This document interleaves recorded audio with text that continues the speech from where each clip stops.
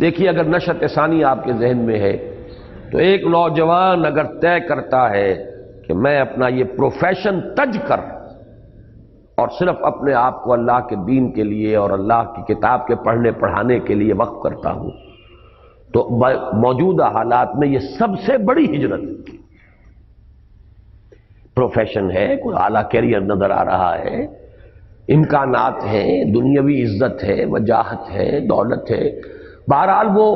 سب کو اتنی تو نہیں ملتی، لیکن یہ کہ آدمی جب اس کو مطلوب بناتا ہے، کوشش کرتا ہے، تو آخر انسان ہی ہوتے ہیں جو چوٹیوں پر پہنچ جاتے ہیں۔ ان کے کوئی 4 ہاتھ اور 4 پاؤں تو نہیں ہوتے، 2 ہاتھ 2 پاؤں والی پہنچتے ہیں۔ لیکن یہ کہ انسان کو لمحہ بلمحہ ہجرت کرنی پڑتی ہے۔ اب یہ میں اپنے بارے میں بھی ایک تحدیثاً للنعمہ ایک بات آپ سے عرض کر دوں کہ ایک جیومیٹری میں کانسیپٹ ہے، آپ حضرات کے ذہن میں ہوگا کہ سرکل جو ہوتا ہے اس کے ہر پوائنٹ پر ٹینجنٹ اگر جائے تو اس کا رخ جو ہے بالکل وہ دوسری طرف ہوگا۔ ہر پوائنٹ پر ایک ٹینجنٹ ہے کہ جو کسی اور سمت میں لے جائے گا، رفتہ رفتہ یہ ڈائریکشن مڑتی ہے۔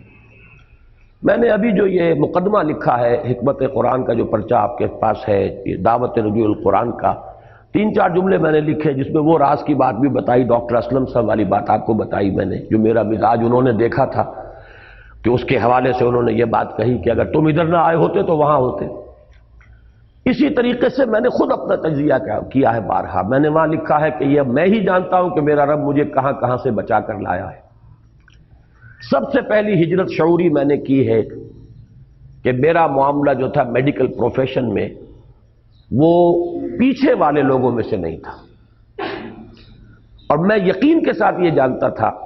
کیونکہ ہر طالب علم کے زمانے میں اساتذہ میں سے کوئی نہ کوئی کسی کا آئیڈیل بن جایا کرتا ہے۔ میرے آئیڈیل ڈاکٹر امیر الدین تھے، سرجن ٹاپ کے، اور میں یہ جانتا تھا کہ میں بن سکتا ہوں امیر الدین، بلکہ شاید ان سے آگے نکل جاؤں، اس لیے کہ اناٹمی کے جو سرجری کے لیے اصل جڑ بنیاد ہے اس کے رگوں پے میں اتر گیا تھا میں، اتنی وہ میرے ذہن کے اندر مستحضر تھی اناٹمی۔ مجھے جب وہ ہمارے ایک پروفیسر آئے ہیں، انہوں نے چارج لیا ہے، وہ فرسٹ پروفیشنل سے بہت ہی قبل، ڈاکٹر توسی، انہوں نے جب میرا پرچہ دیکھا ہے تو مجھے ڈسٹنکشن دی اس کے اندر، اور پھر وہ ٹائیفائڈ مجھے ہو گیا تھا جماعت اسلامی کا الیکشن سن 51 کا، اس میں بہت بھاگ دوڑ کی تھی، تو میں پریکٹیکل کا امتحان نہیں دے سکا تھا، لیکن میرے پرچے سے اتنے متاثر تھے وہ کہ انہوں نے پیغام بھیجا تھا کہ اگر صرف ڈسیکشن ہال میں آ جاؤ، حاضری لگوا دو تو میں تمہیں ڈسٹنکشن دے دوں گا، 80% سے زیادہ مارکس دے دوں گا میں تمہیں، باقی کوئی امتحان نہیں ہوگا تمہارا، لیکن ایک لیگل جو ہے شرط وہ تو پوری ہو کہ آؤ تو صحیح امتحان میں، یہاں پہ حاضری تو لگے۔ لیکن ڈاکٹر الہی بخش مرحوم نے مجھے اس کی اجازت نہیں دی تھی۔ اس وقت ٹائیفائڈ بڑا ڈیڈلی مرض سمجھا جاتا تھا، کلورومائسٹین ابھی ایجاد ہوئی تھی، تو میں جانتا تھا کہ میں اگر اس اسٹریٹ لائن میں جاتا تو میں سرجن ہوتا۔ اس کے بعد آگے چلیے، جمعیت میں نے کام شروع کیا، کچھ صلاحیتیں تھی آخر بولنے کی، لکھنے کی، آرگنائزیشن کی۔ یہ جن لوگوں کو معلوم ہے پنجاب میں جمعیت کو عوامی دور میں لانے والا واحد شخص میں ہوں۔ مجھ سے پہلے یہ چھوٹا سا ایک حلقہ تھا، اس کی کوئی عوامی حیثیت تھی نہیں۔ میں جب بنا ہوں لاہور کا ناظم اور پنجاب کا ناظم بیک وقت، تو ایک دم ایکسپلوژن ہوا ہے اس تنظیم کا۔ اس کے بعد میں نمایاں ہو گیا، جماعت اسلامی کے اندر بھی لوگوں کی نگاہیں مجھ پر اٹھیں، تقریریں میری پسند کی جاتی تھی، درس قرآن کا میرا شہرہ تھا، تحریر بھی کر لیتا تھا، عزم جو ہے اس کو ایڈٹ کر رہا تھا۔ لیکن میں نے خطرہ محسوس کیا کہ اگر اسی رخ پر میں بڑھ گیا تو میں ایک بہت ہی سستا قسم کا گھٹیا لیڈر بن جاؤں گا۔ میں نے کانشیسلی پھر ڈائیورٹ کیا اپنے آپ کو، اگر یعنی اس جمعیت میں جو میرا اس وقت کا کردار تھا اگر وہی جاری رہتا تو میں ایک سیاسی لیڈر بن گیا۔ بلکہ یہ لطیفہ ہے کہ پہلی میری عوامی تقریر جب ہوئی ہے نومبر 1951 میں، مولانا اصلاحی کی زیر صدارت، جمعیت طلبہ کا سالانہ جلسہ تھا YMCA ہال میں۔ یہ فرسٹ پروفیشنل اب سیکنڈ ٹائم میں دے چکا تھا، وہ سپلیمنٹری کا امتحان دے چکا تھا، رزلٹ مجھے وہیں اس میں YMCA ہال میں بتایا گیا ہے کہ تم کامیاب ہو گئے۔ اس وقت میری تقریر کی تھی جو اب بھی جمعیت کے بنیادی لٹریچر میں آج تک شامل ہے، ہماری دعوت اور ہمارا طریقہ کار۔ یہ تقریر میری اس YMCA ہال میں تھی نومبر 1951 میں، اصلاحی صاحب کی صدارت تھی، اور گود میں ان کی وہ بچی بیٹھی ہوئی تھی جو اب جوان بیٹوں کی والدہ ہے، مریم، جن کے پاس مولانا رہتے ہیں، تو وہ شاید 5 سال کی تھی، 4 سال کی تھی اس وقت۔ مجھے بعد میں معلوم ہوا کہ میری اس پہلی تقریر پر مولانا اصلاحی کا تبصرہ یہ تھا کہ اسرار تو لیڈر بن گیا، یہ تو پہلی تقریر تھی، لیکن میں نے کانشیسلی پھر اپنے آپ کو ڈائیورٹ کیا، دوبارہ ہجرت کی میں نے کہ اس رخ پر اگر میں چلا تو بس ایک لیڈر بن جاؤں گا سیاسی، جیسے ہوتے ہیں سستے قسم کے لوگ، نہ فکر کی گہرائی نہ شعور، بس شور اور ہنگامہ اور بس وہ چلت پھرت۔ اس سے میں،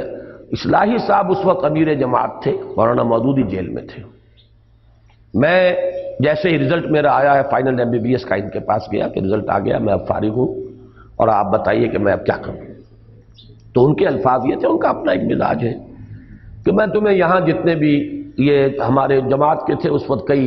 یہ گشتی شفا خانے بھی تھے، 1-2 ڈسپینسریاں بھی تھیں، ان کے اوپر میں اوور آل انچارج بنا دیتا ہوں، تمہاری معاش کا یعنی تنخواہ وہاں سے ملتی رہے گی، باقی اپنی ساری امنگیں سیاست کے میدان میں پوری کرو۔ یہ گویا کہ میرے لیے اور زیادہ وہ، لیکن میں نے طے کیا میں لاہور رہوں گا ہی نہیں، اس راستے کو کانشیسلی چھوڑا ہے میں نے۔ مجھے اب تک یاد ہے میں اپنی کتاب کے اوپر وہ بنایا کرتا تھا، کاپی کے اوپر، کافی عرصے تک وہ کاپیاں میرے پاس محفوظ بھی رہی ہیں، جیسے چوسر کی سڑک ہوتی ہے، اس وقت میں یہاں کھڑا ہوں، ایک راستہ میرے لیے یہ، ایک راستہ یہ، ایک راستہ یہ، ایک راستہ یہ، کانشیسلی پھر میں نے سلیکٹ کیا کہ نہیں مجھے اس راستے پہ نہیں جانا۔ اس کے بعد جماعت اسلامی کا معاملہ تھا،